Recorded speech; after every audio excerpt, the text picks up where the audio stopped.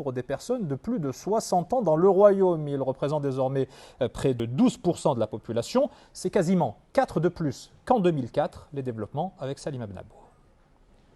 4 300 000 personnes sont âgées de 60 ans et plus, soit presque 12% de la population marocaine.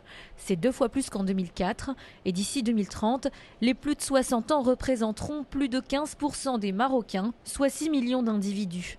Les femmes, vivant en moyenne 3 à 5 années de plus que les hommes, leur part atteindrait, selon les projections du HCP, un peu plus de 52% en 2030, contre un peu moins de 51% aujourd'hui. En ce qui concerne la répartition des plus de 60 ans à travers le royaume, il existe des disparités géographiques. Ils sont plus nombreux dans les régions de l'Oriental, de Bni Mellach-Nefra, du Grand Casablanca-Stad et de Fès-Meknès, ici en rouge. Leur poids démographique est 2 fois moins important dans les provinces du Sud, environ 7,5% de la population, et quasi identique à la moyenne nationale qui est d'environ 11% ailleurs. Quant aux seniors âgés de plus de 70 ans, leur nombre devrait augmenter de 63% d'ici 2030.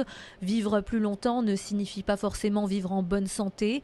Près de 2 millions de personnes souffriront au moins d'une maladie chronique dans 10 ans.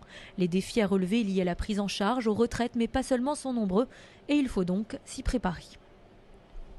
Et pour creuser ce sujet, nous allons retrouver en duplex et en direct de Paris le spécialiste en gériatrie et gérontologie, Dr Ahmed Hafidi. Bonsoir et bienvenue.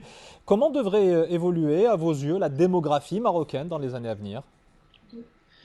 Merci pour l'invitation. Comme vous l'avez cité dans le reportage, le Maroc connaît un accroissement, je dirais, fulgurant de la population âgée, et cet accroissement connaît plutôt un rythme plus rapide de l'ordre de 3,5% annuellement et 0,9% par rapport au reste de la population. Donc cet accroissement, il va continuer, et derrière cet accroissement, il y aura des défis à relever. Il y a aussi des particularités sociétales qui sont en train de changer, certaines transitions, puisque même si le modèle, heureusement, intergénérationnel, il prédomine, puisque 58% de nos aînés vivent encore avec leur descendance et 28% vivent avec leurs enfants célibataires. Mais cette transition, elle est en train de changer, et pour le coup, il faut relever les défis. C'est une population qui est aussi vulnérable parce qu'elle est touchée par la précarité, par la pauvreté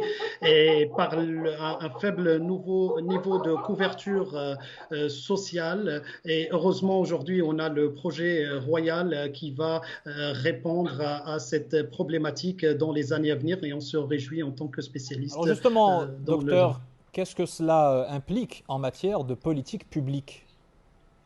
Alors, en matière de politique publique, il faut effectivement aborder une politique sur les 3 axes que je dis, l'axe médico, psycho et social, l'axe médical, psychologique et social, bien évidemment, parce qu'on ne peut pas aborder la problématique du sujet âgé uniquement que sur un seul axe, même si le volet social reste prédominant, mais il faut améliorer les accès aux services de soins de qualité, je dirais de qualité, avec des formations adaptées, notamment en gériatrie, en gérontologie, promouvoir des métiers de la gériatrie, parce qu'il n'y a pas que les médecins, comme les ergothérapeutes, les psychomotriciens, les kinésithérapeutes, les diététiciens, les psychologues, il y en a pas, et les auxiliaires de vie. Et c'est grâce à ces métiers-là qu'on peut assurer une coordination dans un parcours de soins entre la ville et l'hôpital. Je cite aussi qu'il faut renforcer la coopération publique-privée et améliorer l'accessibilité à certains services publics. Et je dirais même aujourd'hui, en 2021, on parle aussi de l'accessibilité au numérique qui constituera aussi un défi dans les années à venir. Docteur, une dernière question en quelques mots. Comment est-ce que depuis la France où vous êtes, vous faites en sorte justement d'aider le Maroc à relever au mieux les défis auxquels il sera confronté avec cette évolution démographique ? Alors,